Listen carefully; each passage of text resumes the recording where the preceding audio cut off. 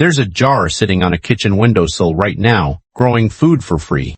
No dirt, no seeds, no trip to the store. And here's the part that's going to surprise you. Most of what you've heard about this trick is wrong.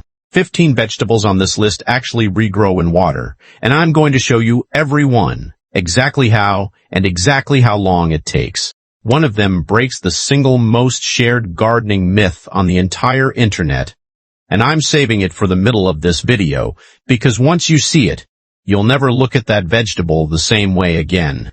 If science-backed gardening content like this is useful to you, subscribe now. There's a lot more coming. Green onions. Save about 1.5 inches of the white base, root still attached. Stand it upright in a narrow glass.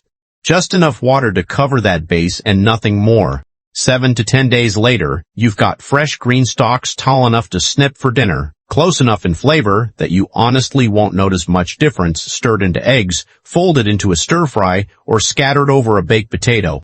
You can do this again and again from that exact same base, for weeks, sometimes 3 or 4 full harvests off a single onion you'd normally toss without thinking twice. Here's why it eventually stops. And it's the one piece of science I'm only fully explaining once, because it quietly applies to almost every vegetable in this video.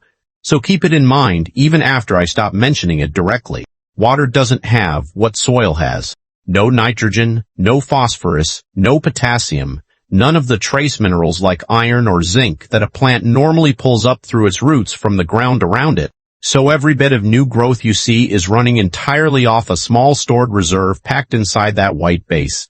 A reserve built up while the onion was still in soil, and that reserve gets a little thinner with every single cycle you take from it. Eventually it runs dry completely, the stalks come in noticeably weaker and thinner, and that's your sign it's time to start fresh with a new onion instead of squeezing out one more round. Remember that phrase, stored reserve, because the next vegetable is running on the exact same fuel tank, just built into a very different shape. Leeks use that identical basal plate, that identical stored energy trick, but leeks stack their leaves in thick, tightly overlapping layers, and that structure traps water like a sponge in a way the green onion's looser stalks never do. Get the water level even slightly wrong. Leave a touch too much sitting against those layers, and bacteria move in within a day or two, turning the whole base slimy and sour before you notice anything's off. Keep it shallow. Check it daily instead of assuming it's fine, and leeks regrow just as reliably as green onions, giving you the same mild, fibrous shoots for soups and stir-fries. Miss that one detail though, and you're dumping out a foul-smelling mess by day 3. Wondering what happened to a vegetable that was supposed to work exactly like the first one. Garlic runs on that same stored reserve too. But the shape of the myth around it is completely different from anything you've seen so far. A single sprouting clove.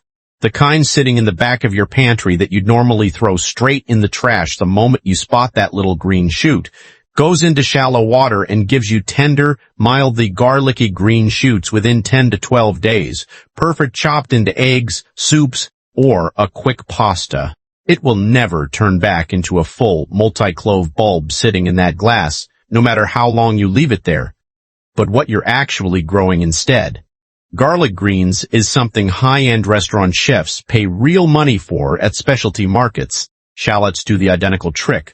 Slightly sweeter and more delicate, ready in about the same window. That's 4 vegetables running on the exact same fuel source now, and every single one of them will eventually run dry no matter how well you treat it. The 5th one runs out faster than any of them, and it isn't even close. Lettuce. Cut the base of a head of romaine, sit it in a shallow bowl of water, and new leaves push up from the very center within 10 to 14 days. Right on schedule. You will never get a full head back. Not with more patience, not with better light, not with anything you try. The outer leaves you already used are finished, done. They won't reactivate under any circumstances, and what you actually get instead is a small, loose rosette of tender inner leaves, genuinely good for a salad topper, just not a replacement for a full dinner side. Celery tells almost the opposite story. More forgiving overall, if you respect the one single thing that kills it in under 2 days flat. That crown at the base is basically a battery of stored energy left over from its time in the ground, and in about an inch of water, the inner stalks turn fresh and vivid green within 2 to 3 weeks. Go even slightly too deep with the water, though, and the whole crown collapses from oversaturation. Sometimes, within 48 hours, the tissue turning soft and mushy before it ever gets the chance to root. No second chance once that starts. Bok choy moves faster than anything you've seen on this list so far. Tiny spoon-shaped leaves pushing up from the center in as little as 3 to 5 days under bright, indirect light. Watch the color closely, though. Left too long in plain water, those leaves start yellowing. Same story as that stored reserve running dry, just no nitrogen available to hold on to that deep green color this time around. The trick is not to chase the biggest harvest possible. Those first bright green leaves are usually the most tender and flavorful. Waiting too long rarely gives you more food. Usually just gives you paler leaves. Harvest early, and the quality is noticeably better. Napa cabbage is the sturdier version of that exact same trick. Far less prone to rotting from small mistakes than its round cousin, Napa cabbage is a little more forgiving because its leaves don't trap moisture quite as aggressively, giving you a slightly wider margin for error. Fresh leaves usually begin unfolding from the center while the outer base stays almost exactly the same. Just don't expect another full head of cabbage to appear. Think of it as a steady supply of young, tender leaves that are perfect for stir-fries, soups, or adding a little crunch to a fresh salad. And fennel is the quiet one. Nobody remembers even exists on lists like this. A bulb base that sends up delicate, feathery, aniscented fronds in 2 to 3 weeks. Flat, no new bulb, just fragrant garnish for a salad. Most people overlook fennel because they're expecting another bulb. That's not what this method gives you. Instead, you get fresh, feathery fronds carrying the same sweet anise flavor, perfect for finishing soups, fish, roasted vegetables, or fresh salads. It's a small reward, but one that's genuinely useful. 9 down. Here's where it gets interesting, because in a few minutes, I'm going to show you 4 of the most commonly attempted kitchen scraps on the entire internet, and every single one of them fails, no matter how careful or patient you are. But right before that, there's a myth I mentioned back at the very start of this video, the biggest one on this entire list, and it involves 2 vegetables almost everyone gets wrong in exactly the same way. First, though, a mechanism you haven't seen yet at all. Basil and mint break every rule you've learned so far tonight. No basil plate here. Nothing to simply stand upright in a glass and wait around for. They root from a stem cutting instead, using tiny swollen points along the stem called nodes, right where a leaf used to attach before you picked it for cooking. Snip a stem an inch or 2 below one of those nodes. Strip away the lower leaves so none sit underwater. Drop it in a glass, and within 1 to 2 weeks, delicate white roots appear directly out of that node, like the plant was just waiting for permission to grow them. Basil keeps producing fresh leaves for weeks off a single cutting, more than enough for a steady supply of pesto or a caprese salad, without buying a second bunch. Mint is even faster, and it is almost genuinely impossible to kill this way, which is exactly why it has a well-earned reputation for quietly taking over entire gardens the moment it hits soil. Next time you buy a bunch of herbs, and only use half before the rest wilts in your crisper drawer, don't compost what's left, root it instead, and there's a real chance you never buy that particular herb again. Lemongrass is the part everyone cuts off and throws straight in the trash without a second thought. That tough, fibrous, bulbous base that develops a dense root system entirely on its own once you stand it in about an inch of water, pushing up new blades powered by stored energy locked inside that woody stem, a couple weeks later handing you a steady supply of something that costs a surprising amount for just a few stalks at most grocery stores. Ginger has the strictest rule of anything you've seen tonight, and it's the one I mentioned right at the very beginning of this video.